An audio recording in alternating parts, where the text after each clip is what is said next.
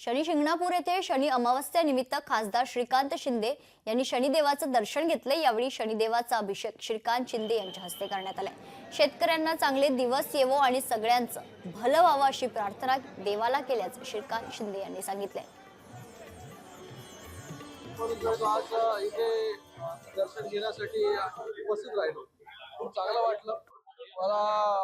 बरोबर सगळे आमदार देखील इकडे योगायोगाने भेटले देखील।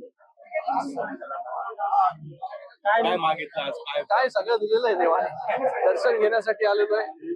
ज्या ज्या गोष्टी मनामध्ये आहे त्या गोष्टी ज्या आहेत आजपर्यंत मिळालेल्या आहेत। सगळ्यांना चांगलं आरोग्य, सुख संपत्ती, या महाराष्ट्रामध्ये शेतकऱ्यांना चांगले दिवस, सगळ्यांचं भलं हो हेच मागितलं। लोकशाही मराठी ऐका, पहा, जागरूक रहा।